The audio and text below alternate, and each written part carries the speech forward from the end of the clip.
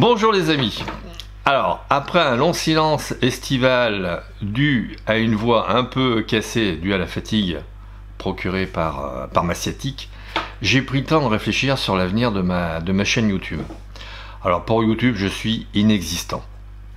Alors vous m'excuserez, j'ai une feuille de pompe parce qu'il y a des choses que je dois absolument dire, je ne dois pas passer sous silence, et donc vous m'excuserez, mais la danse, mais j'ai une feuille de pompe, voilà, c'est dit. Donc j'ai 67 abonnés, qu'ils en soient remerciés de me suivre, merci à vous. Le problème c'est que sur YouTube, je suis inexistant. Bon, donc, or je souhaite promouvoir ma chaîne au-delà d'OVS.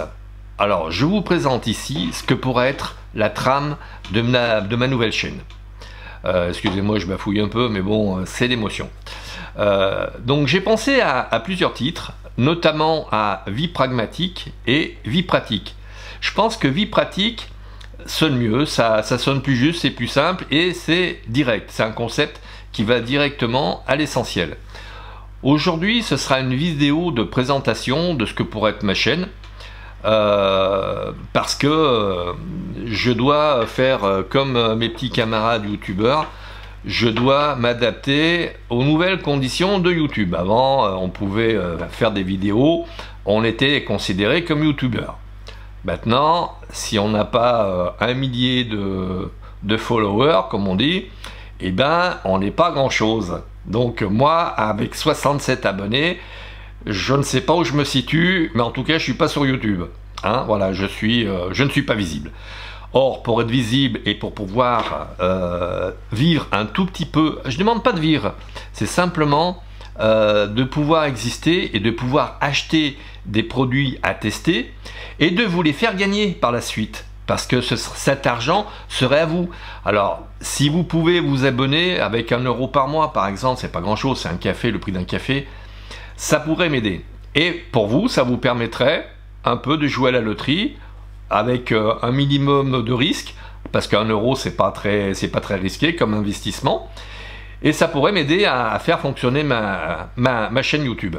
Alors, il existe pas mal de chaînes YouTube sur le net qui parlent de photos, avec plus ou moins de bonheur et plus ou moins de compétences. Alors, je me suis posé la question de savoir si une de plus, une de moins, ça en valait la peine.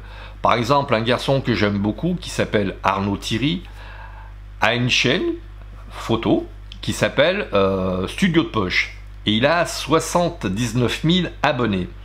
Eh bien, il a levé le pied par rapport à cette chaîne pour se consacrer à une chaîne qui le fait vivre, n'ayons pas peur des mots, avec 386 000 abonnés. J'ai besoin de dire, parce que c'est quelque chose de très précis et d'important, donc je vais parler de retouches, ou plus exactement d'amélioration de photos, quel logiciel choisir pour le faire par exemple. Je parlerai vraisemblablement d'informatique, parce que j'aime bien l'informatique. Je parlerai pas de puissance de processeur, de capacité de disque, ou de la rapidité de nouveaux SSD, mais plus de l'utilisation de ces matériels et de leur écosystème. Par exemple, Apple a un écosystème. Si on achète une Apple Watch, on peut débloquer son MacBook Pro avec la montre. On n'a pas besoin de taper son code. C'est ce que j'appelle un écosystème. J'ai en ma possession quelques caméras de type GoPro. Je vous en parlerai aussi. Je vous ferai voir les possibilités que l'on a avec. Je vais lire, ça sera plus simple. Je vous dirai quoi choisir en fonction du prix, de la destination de ce que vous souhaitez faire et des capacités des objets testés. Enfin, un exemple pour vous montrer de mon point de vue ce que ça pourrait être. Je suis dans l'univers Apple, pour autant je n'ai pas acheté une Apple Watch mais une Samsung Galaxy qui est, je trouve, super géniale et qui s'accorde merveilleusement avec mon iPhone 6S Plus que j'ai acheté sur Amazon, 425 € avec 128 Go de mémoire, ce qui est assez sympathique. Je vous parlerai dans une prochaine vidéo qui va venir, qui sortira bientôt, de mes sites préférés, en fonction de ce que je souhaite de ce que je veux obtenir et du côté pratique. Excusez-moi, j'ai un peu la gorge sèche. Donc je vous parlerai également de mes sites d'achat préférés en fonction de ce que je souhaite acheter. Tout ceci pour bien vous faire comprendre que en fonction de mes intérêts pratiques et pécuniaires, j'achète des choses et je choisis des sites, non pas parce que je suis en Apple ou en Nikon par exemple, ou en Panasonic. En bref, je vais essayer de me diversifier avec du contenu que je souhaite de qualité. De même, je pourrais partager certains de mes tests. Donc ma chaîne va désormais prendre une tournure un peu plus geek pour attirer une frange légèrement différente de visiteurs de celle actuelle.